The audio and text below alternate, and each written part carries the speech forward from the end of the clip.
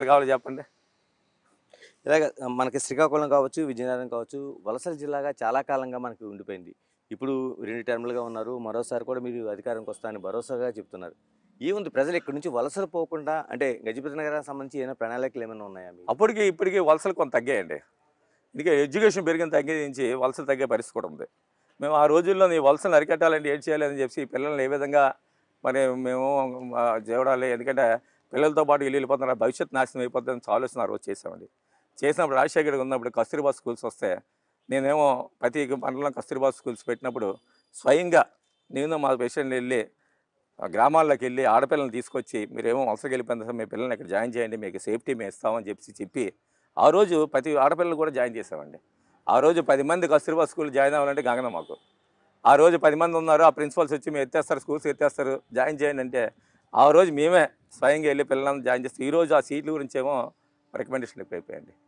ఇలాంటి జగన్మోహన్ రెడ్డి గారు చేసే సంక్షేమ పథకాలు ఏవైతే ఉన్నాయో నవరత్నాలు కావచ్చు, మిగతాయి కావచ్చు, ఇవి కేవలం మాత్రమే ఇప్పుడు ఉండే విజయ అవకాశాల కారణమవుతాయా? లేకపోతే అప్పల నరసయ్య గారికి ఏమైనా ప్రత్యేకత ఏమైనా ఉందా? అంటే నేను ఇది అని చేయడానికి భరోసా. ఇప్పుడు జగన్మోహన్ రెడ్డి ఇచ్చే సంక్షేమ కార్యక్రమాలు అన్నీ కూడా ప్రజల్లో తీసుకెళ్తే ఆటోమేటిక్గా మాకు ప్లస్ పాయింట్ వస్తుంది.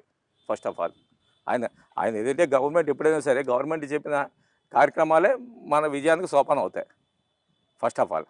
ఆ తర్వాత వ్యక్తిగతంగా ఈరోజు నేనేం చేశానని చెప్పి కూడా ప్రజలు చూస్తుంటారు. అంటే నేనేమైనా అలిగేషన్స్ కానీ కరప్షన్లో కానీ కూరుకుపోయినా లేకపోతే ఏంటని చెప్పి ఆ రెండు లేనప్పుడు ఎందుకు విజయావకాశాలు రావు? ఈరోజు మా జగన్మోహన్ రెడ్డి ఎమ్మెల్యేలు మార్చాల్సిన అవసరం ఏంటండి? కారణం ఏంటి? హ్మ్. ఎమ్మెల్యే మీద ఏదంటే ప్రజల్లో కానీ అంటే ఇప్పుడు మార్చడానికి కారణం ఆరోపణలు అంటారా? ఆరోపణలు ఉంటాయి కదా, ఆరోపణలు ఉన్నాయి కాబట్టి మార్చుతున్నారు. లేకపోతే ఎందుకు మారుస్తారు? ఆయనకైనా గ్రాఫ్ తగ్గిందని. గ్రాఫ్ ఎందుకు తగ్గుతుంది? అంటే మినిస్టర్లు సైతం చాలా చోట్ల గ్రాఫ్ మార్చారు. దానికి తగ్గచ్చు. కారణం అదే అంటారా? ఎవరికైనా మినిస్టర్ అవ్వచ్చు, లేకపోతే ఇంకో అవ్వచ్చు, ఎవరైనా అవ్వచ్చు. గ్రాఫ్ తగ్గడానికి కారణం ఏంటి?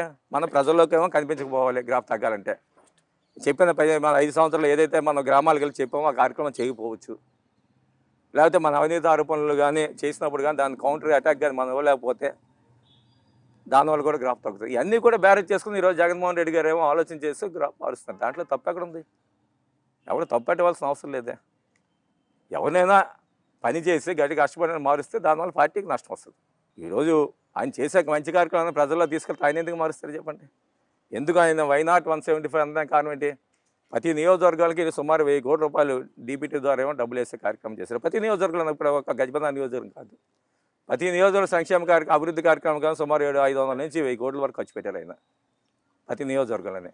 మరి అన్ని నియోజకవర్గాలు గెలాలి కదా. అంటే ఇలాంటి మార్పే కేవలం